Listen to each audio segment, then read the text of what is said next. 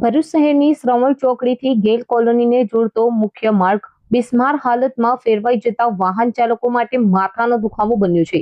માર્ગ પર પડેલા ઊંડા ખાડાઓના કારણે રોજબરોજ અકસ્માત જેવી સ્થિતિ સર્જાઈ રહી છે। વિદ્યાર્થીઓને લઈ જતી એક સ્કૂલ બસ રસ્તા પરના મોટા ખાડામાં ફસાઈ જતા સ્થળ પર દોડધામ મચી ગઈ હતી। ઘટનાની જાણ થતા સ્થાનિક લોકો તાત્કાલિક સ્થળ પર દોડી આવ્યા હતા અને તેમની મદદથી બસને ખાડામાંથી બહાર કાઢવામાં આવી હતી। સદનસીબે બસમાં સવાર વિદ્યાર્થીઓ અને સ્ટાફને કોઈ પણ ઈજા પહોંચી ન હતી, જેના કારણે મોટી દુર્ઘટના ટળી હતી। નોંધનીય છે કે એક દિવસ અગાઉ પણ આ જ માર્ગ પર એક ટ્રક ખાડામાં ફસાઈ જતા લાંબો સમય ટ્રાફિક પ્રભાવિત થયો હતો। સતત બીજા દિવસે પણ સમાન ઘટના બનતા માર્ગની જર્જરિત હાલત સામે અનેક સવાલો ઉભા થયા છે।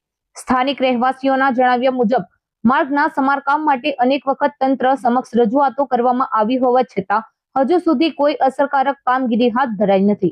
પરિણામે દરરોજ હજારો વાહન ચાલકો જોખમ વચ્ચે અવરજવર કરવા મજબૂર બન્યા છે। સ્થાનિકોએ માર્ગનું તાત્કાલિક સમારકામ કરવામાં આવે તેમજ વધુ કોઈ અકસ્માત સર્જાય તે પહેલા જરૂરી કાર્યવાહી કરવામાં આવે તેવી ઉગ્ર માંગ ઉઠાવી છે।